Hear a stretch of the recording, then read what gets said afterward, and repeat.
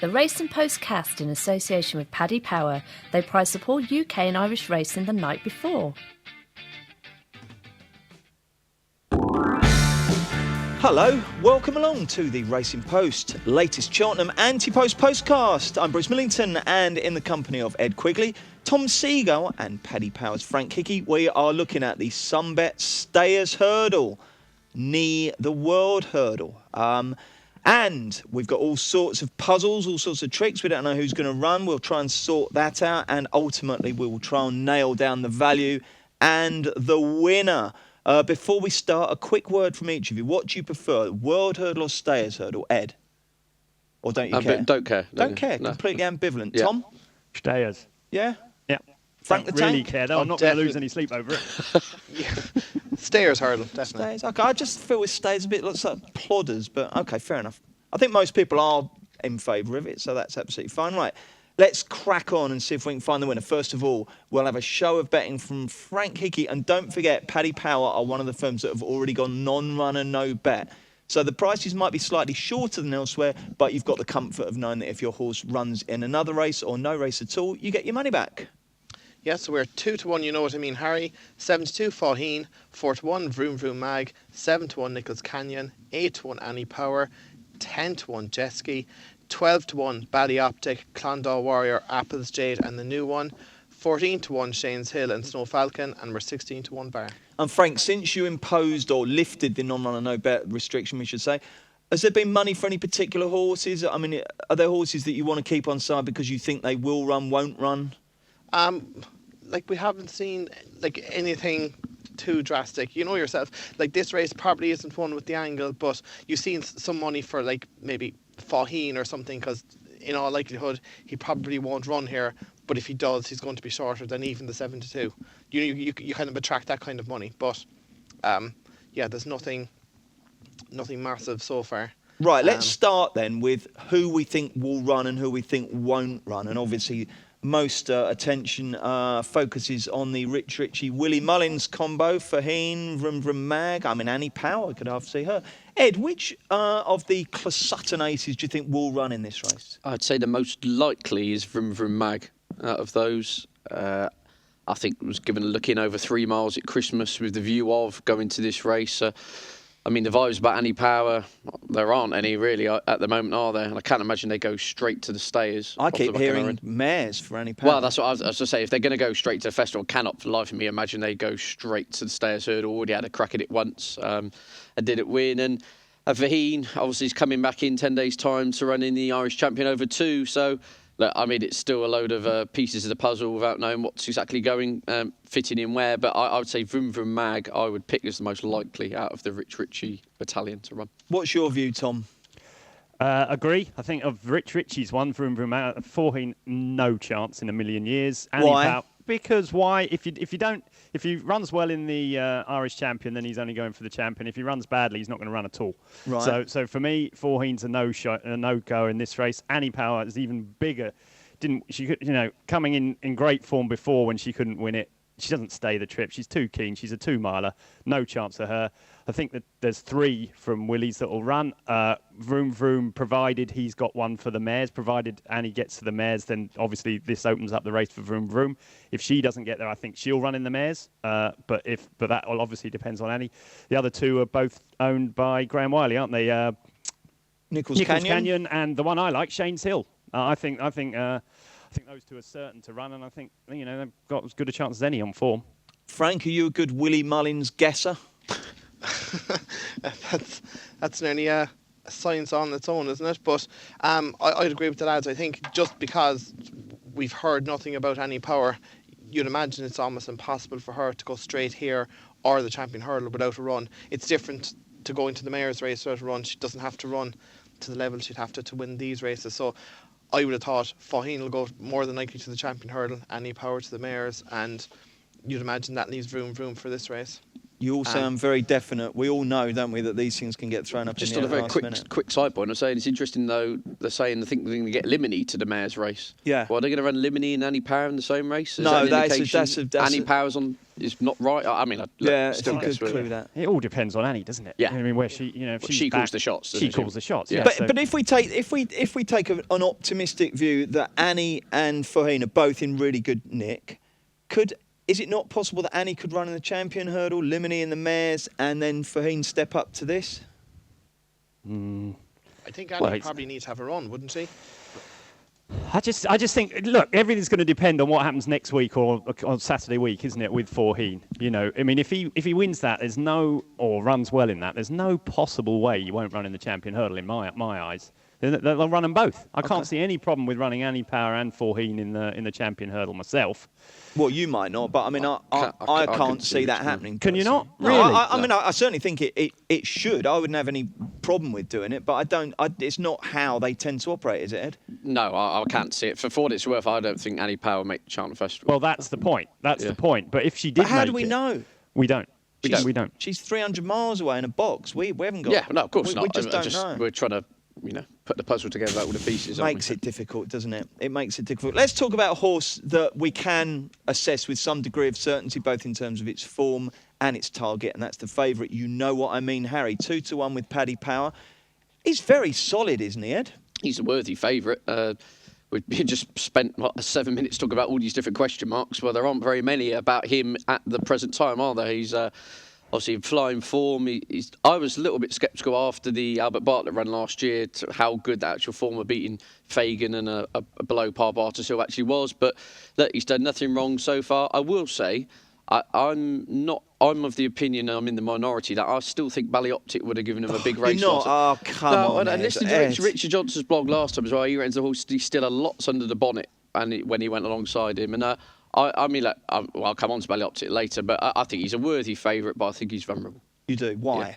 Why? I think that... Does he need a particular going? Is he unproven over the track? It's hard to see where he's weak. It's just not that good. He's not that good? No, he's just not that good, Bruce. Ability-wise, yeah, that's the problem. That's my thing. That's my thing with him. I mean, he's clearly, since he's joined Harry Fry, he's not beaten. He's unbeaten. He's got course form. He stays. He's got a lot going for him. But I don't think he's beaten a good horse yet. And I know he's going to Ed's going to shout at me and say Ballyoptic's brilliant and all this kind of stuff. But for me, there's still loads of question marks about him. He's beating Lil Rockefeller last time. I like Lil Rockefeller. He's a good horse and all that, but lots of horses beat him. I just think, we're talking when we come to these races, we talk about in price terms. If he's a 2-1 shot to win the Stairs Hurdle, then I should be playing football. Actually, I could be playing football for Reading. Oh, stop slacking off Reading. They're going all right. There's not too much fog on the pitch. But to me, he's just a bad price. He's up against total different calibre and total different horses coming from total different angles. Champion Hurdle winners, Champion Hurdle placed horses. This is a totally different race for him, and I think he's about half the price he should be. He's got an absolutely extraordinary profile, Tom, hasn't he? Because if you look at the early part of his career when he's kind of bumming around Fontwell and without a particular level of success, I mean, you'd never ever believe that in January 2017 he could be 2-1 for a Stayers Hurdle, would you? Correct. And I always find it amazing when I look at how old what I mean Harry is. He's 9 now. He seems like he's only just arrived on the scene, isn't he? Last year, he was running handicaps of 120 or something, and he's 9 now. But he's clearly, Harry Fry has worked magic with him. He's wonderfully talented, consistent horse. But how good is he? For me, on what he's done so far, he should be 5-1, not 9-4 or whatever, 5-2. Where do you stand on what I mean, Harry Frank the Tank? I kind of agree with Tom. Like, he's very consistent, but I don't know. Every time he runs, I try to find something to beat him. He does win, but I can't have him. Like, just when you're looking at what he is going to face here potentially, even say the likes of Jesse with proven Cheltenham form, proven that they can get to 6.5 to 170 sort of mark. Assuming he comes back and runs well in his race next week, I think he's due to run. Like, I'd be having him over. You know what I mean, Harry? I think he'll be vulnerable to anything that runs to over 165 on the day. OK, a lot of negativity for the favourite. We'll have a quick break and then we'll find out who the chaps do think is going to win this race. Let Paddy Power help you get Cheltenham ready with their new and exclusive Cash Card Plus. Get instant access to your winnings at ATMs, online or even in your local supermarket. 18 plus, gambleaware.co.uk, T&Cs apply. OK then, Ed, let's hear it. Why will Ballyoptic win the World Hurdle? The Stayers Hurdle, I knew I'd do that. He'll jump round. Will Which he? would be a big positive. No. Form figures of 1F, 2F this season? Yeah, that's true. Like, obviously, he's had his frailties in the jumping department, but I mean, we're looking for, again, from a price angle, something that's going to shorten. He's going to the Cleve Hurdle in a fortnight. I don't think if he jumps around, he wins. I believe you know what I mean, how he's not going to run. I can only see Ballyoptic's profile being increased and heightened by winning the race next time out. He's a 7-1 shot after he wins the Cleve Hurdle. We'll see 14s now. Plus, I think there's this false assumption that Ballyoptic needs testing ground to be seen at his best. I think that's a total red herring. I read it in every piece of analysis I see. He broke the track record over 2.5 at Chepstow on good ground earlier in the season. He's got an eclectic blend of speed and stamina. I think the change of tactics are a big plus for him. The forceful ride, I think 3 miles, potentially Dickie Johnson riding, winding it up a la Connor Cole-Harden, I think will really suit him. And I think he'll make this a real test on spring ground, which will suit. And I only see his price heading south with a good performance in the Cleve Hurdle, put it that way. So if he gets the race, I don't see him going off any bigger than his current price. I think he's going to be bang there, as I said.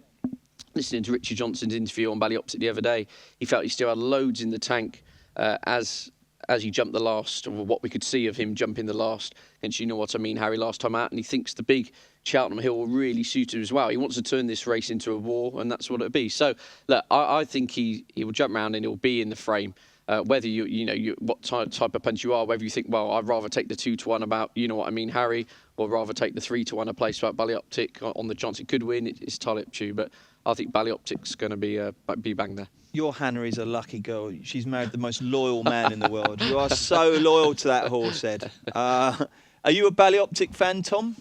No, not really. Like... I mean, I happened to be at Ascot. I'm having a jolly up that day, and I was standing right on the last hurdle, and I don't know what Richard Johnson thought he was seeing, because for me, he was 2 lengths down and he was well beat when you know what I mean, went past him. Now, he might have stayed on and re-rallied to give him a race, and I get that. I get that he's a strong stayer.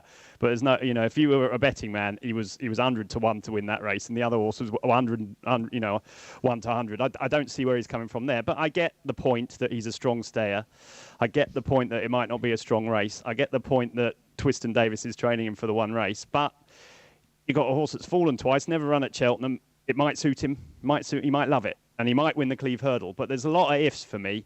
I get that at 14-1 you can take the risk, but I think there's better horses around than him. You fancy a horse that's fallen twice this season as well, don't you? Yeah, Pray tell. A bit. Well, I just thought that I like Cheltenham form at Cheltenham. And I think Shaneshill is one of the unluckiest horses in training. He's 3 times finished second at the Cheltenham Festival. That's amazing. That is, what was that horse that John Joe and... Get me out of here. I was going to say Yumzane in the Arc then, but yeah. Do you know what I mean? He keeps, he's been second in a bumper, second to Duvan in a Supreme. He was second in the RSA last time. He's a spring horse. He's just a very good horse. He was second to Thistlecrack at Aintree last year on ground too soft. This season's form, as you say, is a bit... it's hard to be too keen on, because he had a hard fall last time behind Vroom Vroom Mag, but I think he's I just think he's a horse that's going to be primed for the race. I think before I had a few quid on him, I was a bit worried that he'd had such a hard fall, but Patrick Mullins reported him in A1 condition afterwards. I just think he's the type of horse, because of his profile, that he's just too big. Because I think he can run pretty fast, and he likes Cheltenham, and he likes good ground. And 20-1, I thought that was a very decent each-way price. And definitely run. I can't see any reason. What you mean? It's the only race he's been running over 3 miles at the start of the season. They said they weren't going chasing again. I can't see any other race they run him in. There's no way that Nichols Canyon runs, and therefore Graham Wiley says, "Look, find somewhere else for him." Then he goes for the Coral Cup. But I can't see it really. Graham Wiley's got a good tradition with the race to English Drever. I think they'll both run. I can't see it. He's run against. Graham Wiley's a bit different from Rich Ritchie in that they tend to run quite a few. They have a habit of running against each other. I can't see any way he doesn't run in any race bar the Stayers Hurdle. Yeah, just bore you to death for Ballyoptic. One final point, but it's the only race Ballyoptic can run in at the Cheltenham Festival. We're talking about 3 Rich Ritchie horses and 2 McManus horses and 2 Wiley horses ahead of it. The market's going to cut up. Okay, right. Frank, what's your verdict on this race? Yeah, I was having a look this morning, and I kind of agree with Tom. Shane's Hill is probably very solid. I could easily see him hitting. But if I was having a bet now, I'd probably back Jeski. I just went looking back at the profile of horses that have won this, and while a lot of the time you can get kind of the up and comer like more of that and Cole Harden were in their seasons that they won. Solwit did something similar to what I'm hoping Jeski will do, in that he was off the track for the guts of 2 years. He was like probably grade 1-2 miler, very good. He'd have won a lot more only for Hurricane Fly beat him so often, but he came back and ran twice before the Cheltenham Festival and ended up winning a stairs hurdle. Jeski now has been off the track since winning a grade 1 at Punchdown, where he beat Hurricane Fly over 3 miles. It proved he got the trip. Now he's had the guts of 20 months off the track, but he's due to run I think next week, and they're trying to get a second run into him before Cheltenham. Now if he runs with any promise in those 2 races, That's the question though, Frank. Is it, would you rather back him now at 14 to 1, or would you wait? With the non-run no bet concession, I'd definitely back him now, because I think he's either not going to run or he's going to be about 4 to 1. Yeah, exactly. So the non-run no bet is the key for him at 10 to 1. It is the key. Yeah. It's definitely an option, that is, for me, because I think, as you say, it's a totally different level of form. We're talking about a champion hurdle winner here against an Albert Bartlett winner. If Jeski stays the trip, he can simply run a lot faster than Harry and Ballyoptic and Shane's Hill and all those other ones. If he had proven his well-being, then I think he's a very, very possible winner. And you've got to say the same about Nichols Canyon, who's been third in a champion hurdle. He was the one I was keen on until his run last time in the race at Leopardstown over Christmas, where I thought it was really disappointing, to be honest. He didn't do anything for me. I'm confused by the campaigning of Nichols Canyon this season. I mean, don't you think, Ed, it's just simply because Forheen and Annie are injured? Yeah. And they haven't got, so they're just trying to mop up. They've got nothing else to run in those 2 mile absolutely. races. You just think if you're going to have a crack at, the strongest staying test of the year at the festival, you'd at least like to have had a look in to see if the petrol tank is there, type thing. But presumably he's not their backup plan if the worst comes to worst and Faheen and Annie Power both miss it. Isn't York Hill the champion hurdle hope then? Yes. Yeah. Absolutely. I think you're right there, Bruce. I think Nichols Canyon is only going to run in this race. I don't see how they run him in the champion hurdle. Okie dokie. And I guess in a way, Tom, it's quite a good time to be a punter when you've got some firms going non-run and no bet and some firms aren't. It gives you the option, doesn't it? Yeah, I mean, there's arguments for and against non-run and no bet, the non-run and bet criteria. Sometimes you feel that it happens too soon, and you're mucking about with not knowing what you're doing, going here, there, and everywhere. But for me, yeah. But if some firms are and some firms aren't, correct. You're in the perfect position, Correct. aren't you? At this time, provided you can get a few quid on, I think this is a great time to have a bet. I mean, I was doing a race yesterday, and again, trying to do the champion chase yesterday and trying to find a bet in that race. As soon as the non-run, it frees you up. You can have a crack at horses that you're not sure are going to go, can't you? Whereas before, you're sort of fiddling about trying to make sure you might get one to run. Whereas now, the non-run and no bet gives you that option. You can try jet ski. It's not a problem. You're not going to lose anything. And I think that's the key. Okay, we're going to have a quick break and then we're going to zoom through the rest of the field.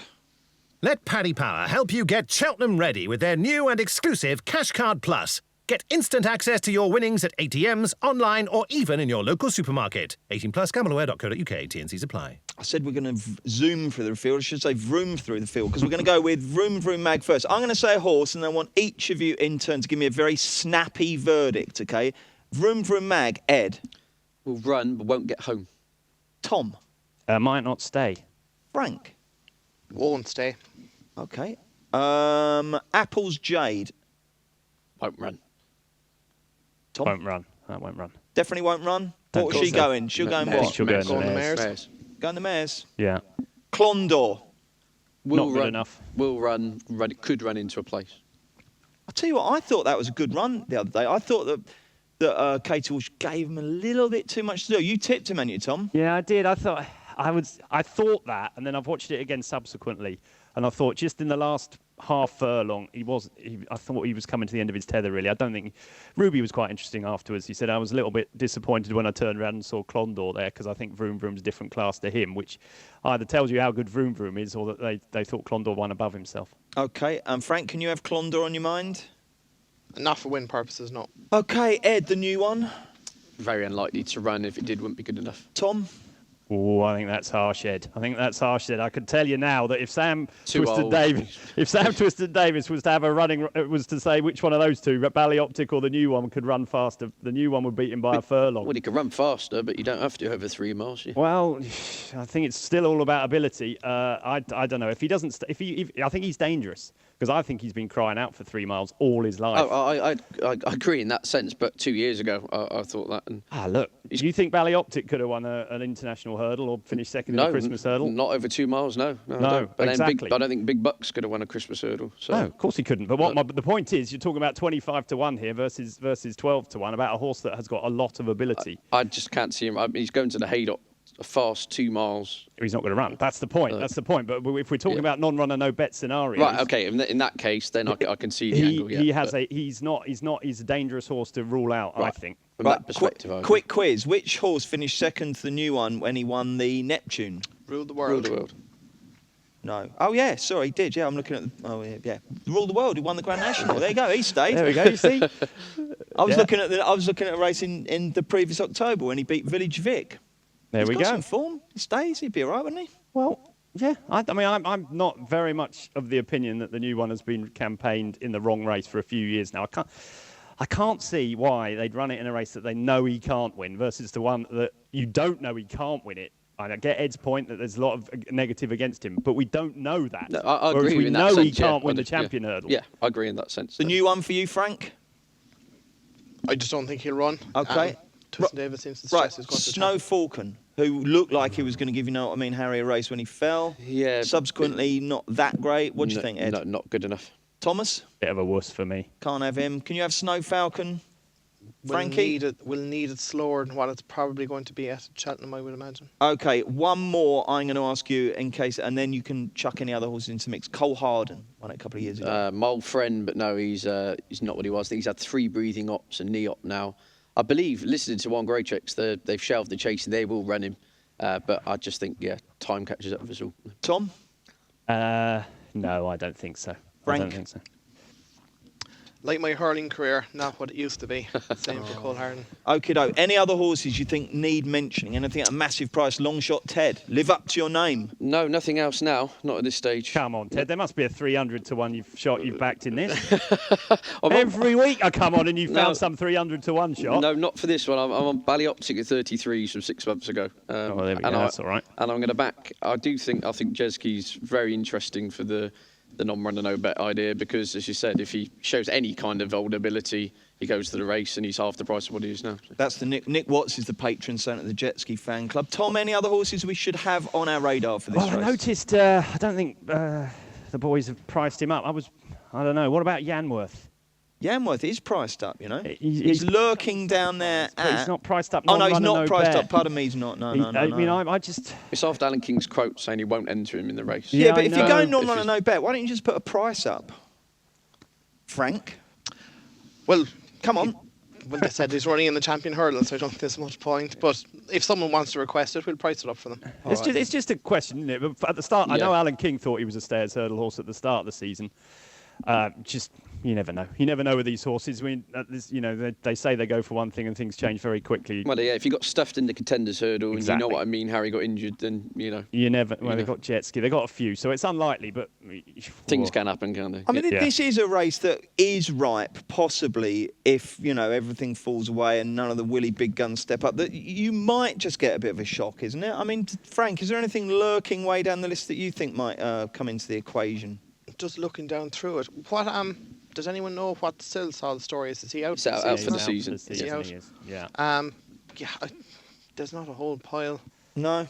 there. I thought if I was going to throw one out there, and this is the one I was expecting Ted to say he'd had like 20 quid on at 4 million to 1, was if in doubt for Philip Hobbs. Now, I don't know what's happened to him. He's another JP horse, but he should have won the Pertemps last year by a mile.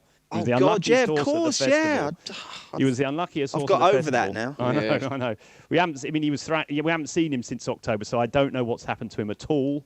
But he's a strong stayer, and sometimes bad horses finish placed in these races, and I wouldn't be surprised if he stayed on to finish in the frame. Okie doke. Right. Before we go, chaps, when they have those presidential debates and the host gives everyone 30 seconds to finally state their claim, Each of you's got 20 seconds to say which horse is going to win and why. Look into the camera, Ed, thump your chest and get people revved up here. Right. Ballyopsic wins the World Hurdle. Ride goes pillar to post. Richard Johnson gives it a breather, kicks on and outstays them. And then what do you do? I go bonkers, yeah. That's the plan anyway. That's how I see it in my head. Excellent. And we all eat some humble pie. Yeah. Well done, Ed. Tom, your turn.